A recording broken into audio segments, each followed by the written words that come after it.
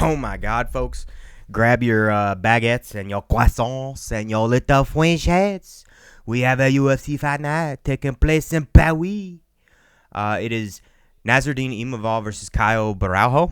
Takes place this Saturday, September 6th, 2 o'clock p.m. So, I mean, you barely even call it a UFC Fight Night. It's like a UFC Fight Afternoon. But like I mentioned there, my stupid attempt at a French accent is taking place in France, Paris, France, at the Accor Arena. Accor. It's a decent card. Not like a pay-per-view or anything, but honestly, these days it's not far off of a pay-per-view. Taking a look at it. I think there was like 8 prelims. 1, 2, 3, 4, 5, 6 on the main card. 1, 2, 3, 4, 5, 6, 7, 8. Yeah, 8 prelims. So it's 14 fights. That's actually pretty good. A lot of times you're only getting 12 or 13 fights lately. Not a lot on the prelims that I really give a shit about, so we're not going to spend a ton of time breaking those down. A lot of people either making their debut or kind of lower tier fighters, maybe fighters on like the back 9 of their career. Not looking at you, Marcin or Tavares. William Gomi, kind of on the come up, going against the guy making his debut. Umar Sy versus Brinson Ribeiro. Very hit or miss. Umar Sy really shit the bed. I thought he was going to dominate in his last fight and didn't look so good. So we won't even really spend much time on prelims. We'll just cook it on past and head on into the main card. We did spend some time breaking down the Patricio Pitbull. I thought this fight order was different earlier. Interesting. I thought Balaji and Mason Jones were starting this card off. But either way, we did spend some time breaking down Patricio Pitbull and Lozen Kaita. I don't know how the hell you say that dude's name. But Pitbull, I think this is now his 3rd fight in the UFC. Let's pull my guy up here. 38 years old. He's 37-8. Very well-rounded record, as you can see. 12-12 and 13. 2 losses by KO, 1 by sub, 5 by decision. Coming off that decision win over Dan Ige, which we actually took him in that fight. I think we maybe even took him by decision. So we might have cleaned up on that bet. I forget, but very well-rounded fighter. Very technically sound. Good boxing. Good wrestling, decent jiu-jitsu as well, obviously with the 12 submissions. He's orthodox, very light on his feet and springy. Very composed fighter. I think he's got very high level of fight IQ as well. Likes to do the feints and kind of reactive a little bit to some of the shots, and then he'll settle and actually start throwing, as the fight progresses. Undersized a little bit for the weight class. I've always kind of thought he's strong, clearly powerful guy, but I just thought he was a little bit undersized for the weight class. Got kind of almost seemed like he was stuck in the mud against Yair Rodriguez. So against like real flashy high-level guys, I worry about that for him. I don't think that's going to be a problem in this fight. Going against Lozen Kaita here, making his UFC debut. 27 years old, he's 16-1, 10 by KO, 6 by decision, and he's been KO'd 1 time back in 2023. By Mate Sanakidze? Why does that name sound familiar? Either way, it was a leg injury. I guess KO by leg kicks. 5 wins in a row. TKO over Ronald Paradiser in the Octagon MMA in December. Been fighting kind of in the lower rung, as you can see here. Lower circuit, I guess, of the pro scene, Octagon MMA. Orthodox, also with a springy stance. Keeps the right hand cocked right there by the jaw. Ready to go, throwing the power punches. A little bit of I don't want to say a one-trick pony, but he was kind of basic. It was just a lot of like 1-2 straight shots, big explosions out of nowhere, without a ton of setup. Largely the right hand, for the setup, it was a little bit of the right hand, like the jab or kind of pulling on the hands and then throwing. I said that completely backwards. I think I did. Did I say that backwards? Hey, left hand or right hand? Either way, he's orthodox. His left hand's doing the controlling and the setting up, but it's very minor setups, and then his right's throwing his power. I worry about his grappling, particularly like in the wrestling department, the way his stance was. That front leg was a little bit out there, and I think real high-level wrestlers are going to like snatch it up, hit the knee pick or, single leg to a high crotch, take the back, something like that. I think Pitbull's probably pretty capable of that. I think he could get that done. So I would actually lean Pitbull here. I know there's a hell of an age discrepancy, but I honestly think Pitbull's probably the better fighter. He's the more complete fighter. Why is this looking all janky? I don't know if that split gets to the main card. Oh, hell yeah, dude. And Pitbull's a 2-1 underdog? That don't make any sense to me. Decision plus 330. KO plus 700. I mean, honestly, submission would probably be the move. Plus 1100. Man, any of those are decent plays. I'd probably just stick with the money line. Just play it safe. Maybe the over 2.5 minus 220. There's your couple bets. Fun scrap there. Fun scrap. Quite a tall order for a guy's debut, I will say that. Moving on. Axel Sola versus Rise McKee.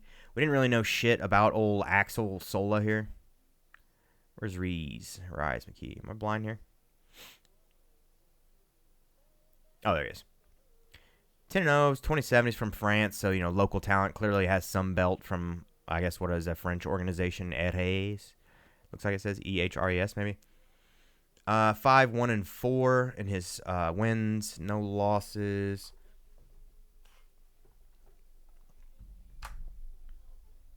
Decision win in June. Okay. Yeah, he's fairly active.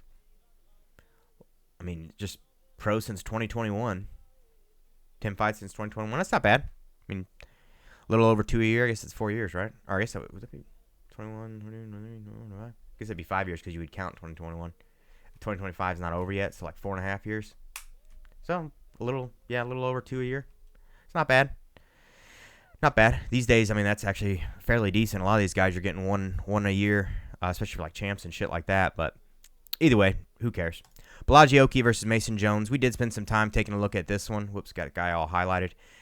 In Mason Jones's last fight, I think we actually took him against Jeremy Stephens, maybe by KO, and we lost the bet, if I recall correctly. I do remember I lost money on him. I just can't remember how I played it. But where's my notes here on these fellers? Mr. Balaji, however you say it. 29 years old, 10-2. 5 by KO, 1 by sub, 4 by decision, 1 sub loss, 1 decision loss. Most recently coming off a decision win in May over Mr. Michael Aswell. Things we noticed, one, the guillotine to Chris Duncan we noticed because we played Chris Duncan against Vucinic by a guillotine. It was like plus 2,000 odds, and we smacked that little piece right out of the pack. Barely put any money on it, though, because I'm a coward, so can't pretend like I won a bunch of money there. But we did notice he kind of exposed himself to that a little bit. The submission department needs a little bit of work. Kind of has a squat, orthodox stance. Likes to kind of slowly take measured steps, strides forward and eat up ground, closing the distance. Got a nice jab. Likes the jab straight quite a bit. I noticed he was throwing quite a bit of straights. Pretty basic, honestly. Nothing like really flashy or spectacular. He's just putting together kind of the basic stuff pretty well. Not a huge guy either. I wonder about his size for the division sometimes. Mason Jones is a pretty stout boy. I think he might be the thicker, more powerfully built of the two and probably have a bit of a strength advantage. Did have decent head movement, though. Drops his hands a little bit doing it, so, at some point he's probably going to get caught. But Mason Jones, I don't know that he has just crazy knockout power. I think he's more of a kind of volume striker a little bit. But, yeah, I guess we'll get into Mason Jones. 30 years old.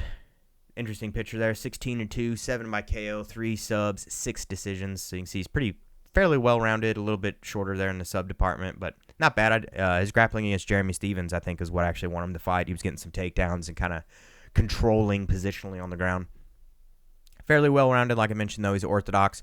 Good jab, which he utilizes a pretty fair bit. Solid shots, but it's not like he's really just knocking your fucking block off. I just think he strings together a fair bit of pretty solid shots that ends up putting you away. Good uppercut, I noticed. Kicks to the body, front kick, was doing a round kick to the body. Not a ton of head movement. He kind of shells up and rolls with the punches a little bit more, I would say. Power in the striking probably goes to Balaji. Technical boxing and grappling I would maybe give to Mason Jones. So I tend to lean towards the grappler a little bit. That's a good neutralizing factor. And I don't think the gap in striking here is wide enough that it's going to make a huge difference. So I'm going to go with Mason Jones. What's the odds on that fight? I keep losing the mouse. I need to change color or something. Mason Jones, minus 140. I'll take him in the money line, I reckon. Maybe decision. Might get a little bit of plus money on that. Decision, plus 160. You could take the over 2.5 in that fight as well. I'm not super great at calling the rounds, so you might want to fade the shit out of me on that, but I do think these guys are going to kind of cancel each other out. I don't think they're going to go out there and just really go at it. Not two super huge power punchers or anything. Next up, we have Modestas Bukauskas versus Paul Craig. Craig, the Scottish warlord. Let's take a look at old Modestas here. He's 31 years old, 18-6. The Baltic Gladiator. I almost said the Balkan Gladiator. 10-3-5 in his wins there, mostly by knockout. You can see, obviously, he favors the striking department.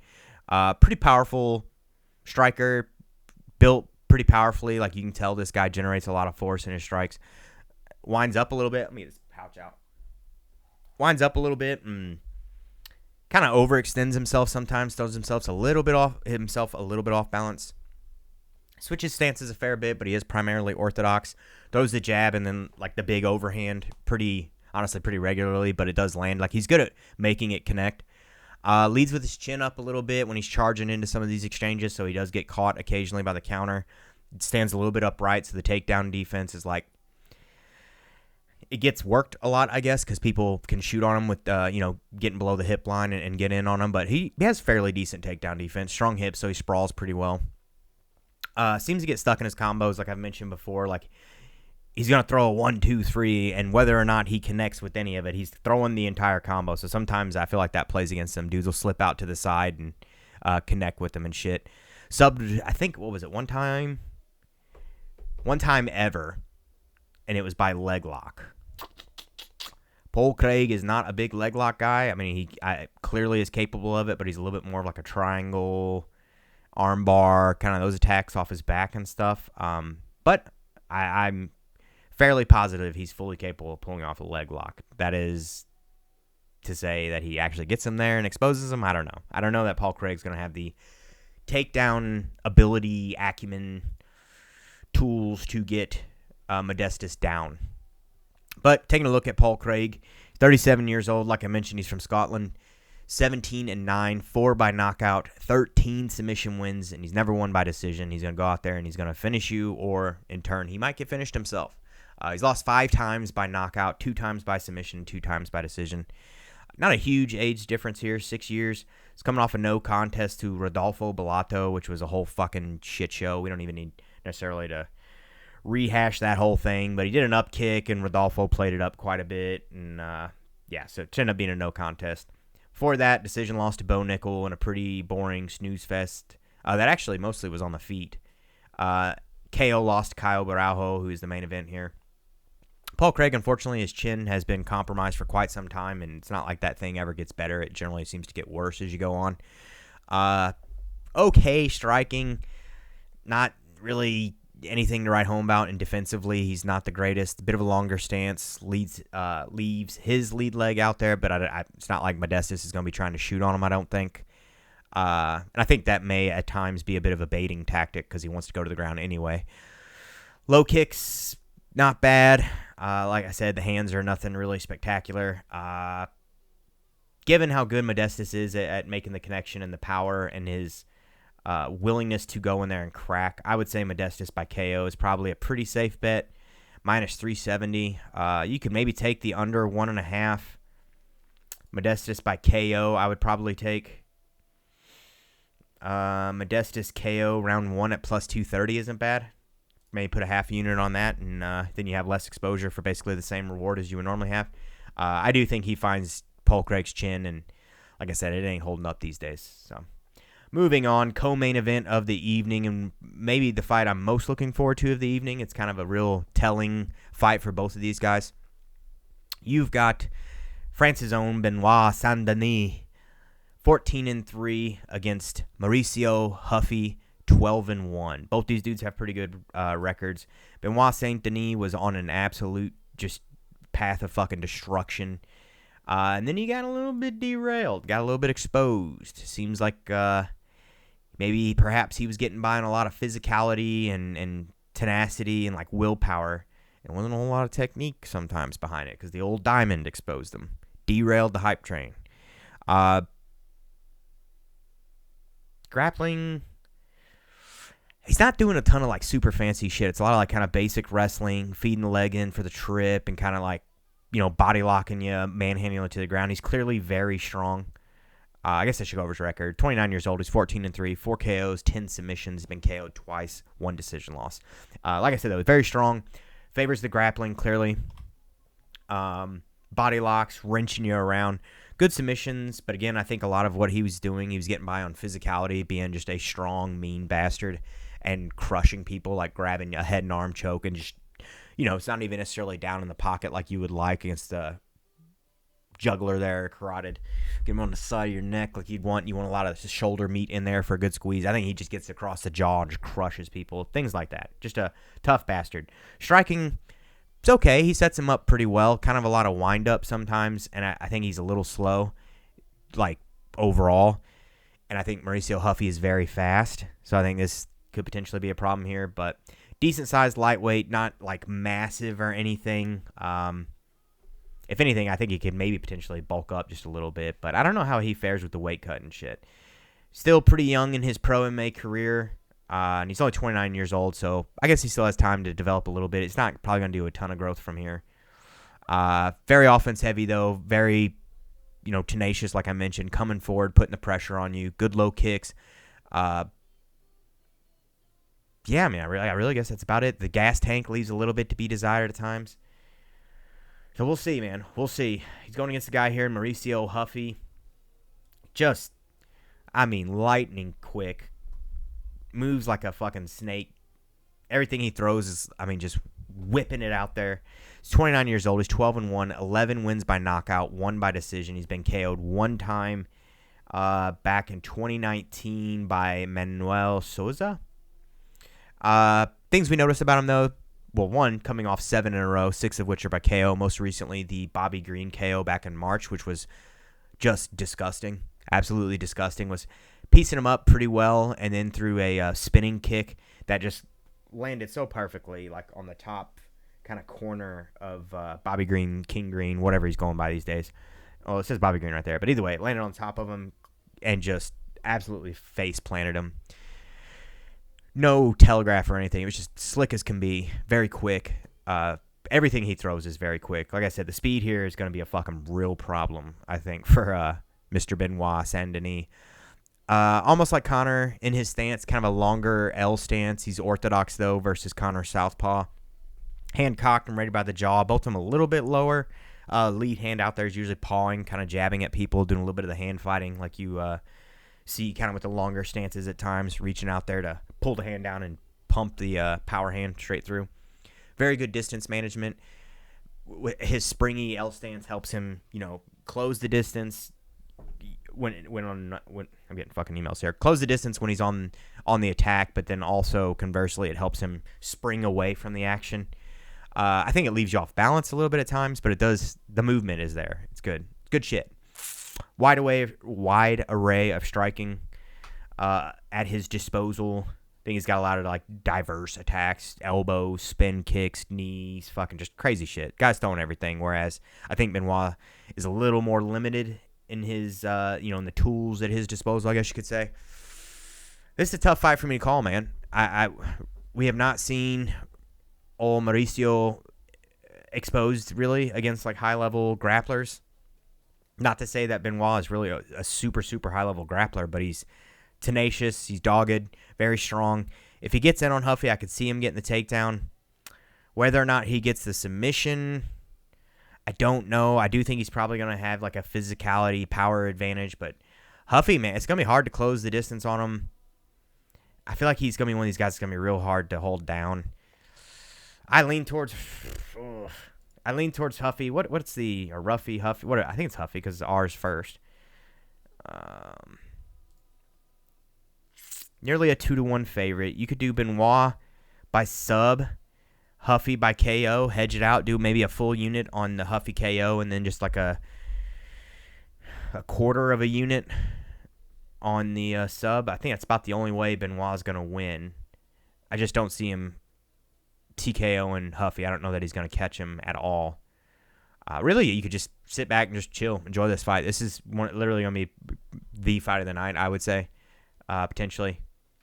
So sit back and watch it. Don't put any money on it. Just fucking enjoy it. Number 13 in the division against number 15 in the division. It's going to be very telling for both of their careers. Kind of the trajectory title runs and shit like that. I could see this springing either of these dudes up, like literally 1 or 2 more fights in there. Talking about title contention, depending on how they perform. Now, the lightweight division is super stacked, so you got to kind of keep that in mind, I guess, while I'm sitting here saying this. Maybe 2 more fights, but either way, this is going to be telling. And now we are on to the main event of the evening. France's own Nassourdine Imavov versus Caio Borralho, king of the fighting nerds. Nassourdine, let's see here. He's 30 years old, 16-4, 7 wins by KO, 4 by sub, 5 by decision. He's lost 4 times, 1 of which was by sub, 3 by decision.